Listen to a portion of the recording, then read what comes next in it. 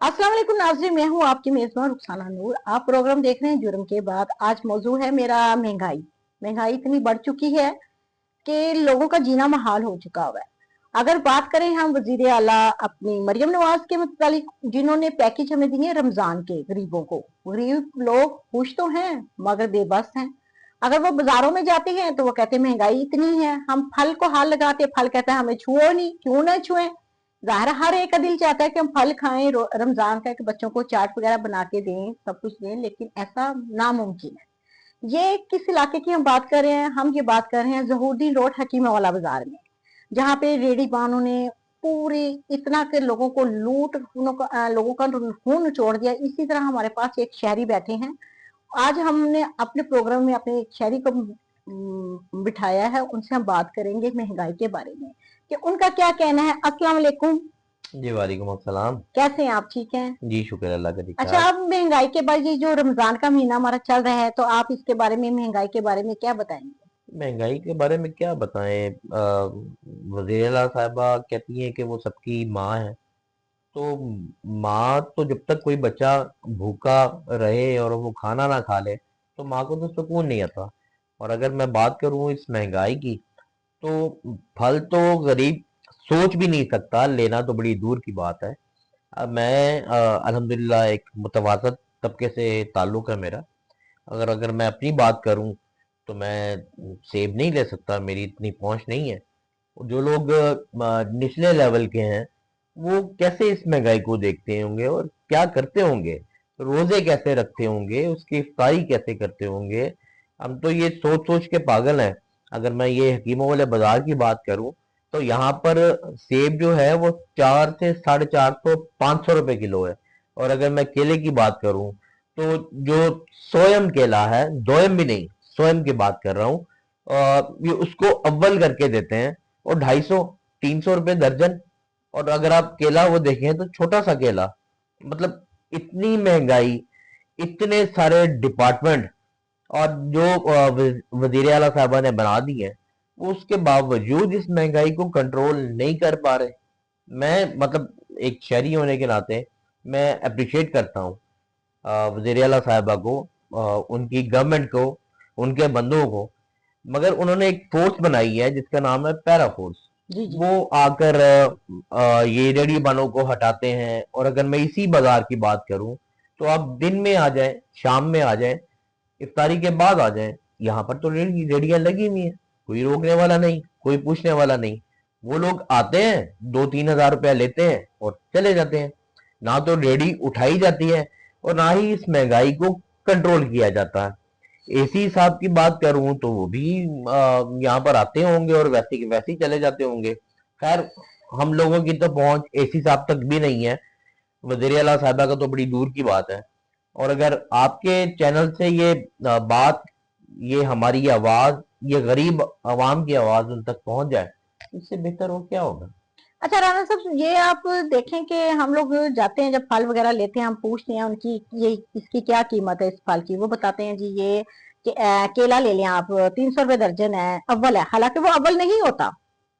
जी उनका कहना है कि हम पीछे से, हमें जो मंडी में माफिया बैठा है उसने हमें अव्वल कह के दिया है। तो उसके बारे में आप क्या कहेंगे? मैडम, ये जो माफिया की बात सब लोग कर रहे हैं, मैं भी मानता हूँ कि कोई ना कोई माफिया तो होगा मंडी में। अगर 1 2 बार मेरा चक्कर लगा है तो इन्होंने, गवर्नमेंट ने कमेटियां बनाई हुई हैं। वहां पर सेक्रेटरी लेवल के बंदे बैठते हैं। वहां पर इनको एक ऑफिस दिया गया है सिर्फ मंडी में महंगाई को कंट्रोल करने के लिए। तो क्या लोग, वो लोग वहां पर बैठ के भी इसको कंट्रोल नहीं कर सकते?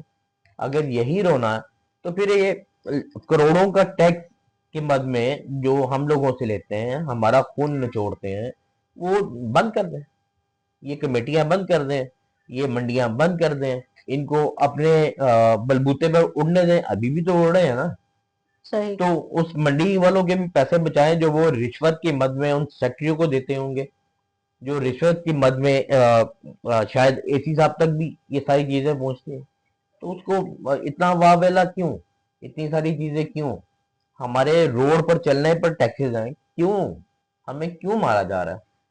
अब आप ये देखें कि जब अफ्तारी का टाइम होता है, हम बाजार से गुजरते हैं, तो गुजर नहीं हमारा हो सकता। क्यों? इस साइड भी रेडी है, दूसरी साइड भी रेडी है, और इन लोगों का कहना है कि नहीं जी नहीं। अब वो दुकानदार जिसने आगे रेडी लगाई हुई है, तो जाहिर वो कुछ ना कुछ तो लेता होगा। उसके बारे में आप क्या कहना चाहेंगे? मैडम ये यकीनन लेता है। अगर उसकी दुकान का किराया ₹1,00,000 है तो 30,000 रुपये तो रेडी बांध से ले लेता है। हम्म। तो वो 30,000 जो वो लेता है उसके ऊपर कोई टैक्स नहीं है। वो या तो हम पे पड़ता है या उस रेडी वाहन पे पड़ता है। और यहाँ से गवर्नमेंट ये अंदाजा लगा ले कि उसने पैरा फोर्स को भी देना है, उसने पुलिस को भी देना है, उसने दुकान वालों को भी देना है। अगर कोई वहां का कोई चौधरी टाइप बंदा आ गया है, कोई बदमाश आ गया, उसने उसको भी देने हैं। उसके बाद जाकर उसने अपने बच्चे पालने। तो आप यहाँ से अंदाजा लगाएं कि इसमें कमाई कितनी है। इसलिए कमाई तो जितना वो महंगा बेच रहे हैं सबको देने के बाद उनके बच्चे भी अच्छा खाते हैं, अच्छा बोलते हैं। तो ये फिर मैं अगेन वही बात करूंगा कि इतने सारे डिपार्टमेंट ये सारा ड्रामा क्यों? डायरेक्ट हम पे कोई ना कोई बॉम्ब गिरा दें। तो राना साहब, ये जैसा कि फल इतना महंगा है, अगर फल की हम बात कर रहे हैं तो फल तो यकीनन बहुत ज्यादा महंगा है। तो अगर हम सब्जी की तरफ जाएं तो सब्जियां भी यकीनन ऐसे ही दुकानदार बेच रहे हैं। तो सब्जियां को कौन से रेट्स वैसे हैं? अब ये देखो कि शुक्र करें कि इस साल में एक आलू नीचे आ गया, वरना तो आलू, जी आपको पता है कि उसकी पहुंच कहाँ तक होती है। जी जी जी। तो आलू नीचे है, बाकी तमाम सब्जियां देख लें आप, वैसी ही की वैसी महंगी है। मैडम ये उसी मंडी से सब्जी भी आती है, उसी मंडी से फल भी आता है। वही सेक्रेटरी जो इन्होंने बिठाए हुए हैं वो उसको भी, फल को भी देखते हैं और सब्जी को भी देखते हैं। और अगर डायरेक्टली मैं बात करूं कि वो किसके अंडर होते हैं तो वो असिस्टेंट कमिश्नर एसी के अंडर होते हैं। और एसी साहब अगर ख्वाब खरगोशा ले रहे हैं तो मैं नहीं समझ सकता कि वो कैसे ले रहे हैं। अगर अपने ऑफिस में बैठे हुए वो ये चीजें भी मॉनिटर नहीं कर सकते या गवर्नमेंट भी ये चीजें मॉनिटर नहीं कर सकती तो फिर हमें वैसे ही मार दें। तो इसका मतलब कि हमारी सारी आवाम, ये पूरे जो बच्चे छोटे छोटे जो रमजान के महीनों में अक्सर देखें कि वो बाहर खड़े होते हैं, वो देख रहे होते हैं, रेडियो के पास खड़े होकर तरस रहे होते हैं कि हम ये फल खरीदेंगे कि नहीं खरीदेंगे। वो ले ही नहीं सकते, उनकी पहुंच ही नहीं है। वो अक्सर हम लोग खुद जाते हैं, हम भी जाके रेट्स पूछते हैं, हमारी पहुंच नहीं है, हम नहीं ले सकते।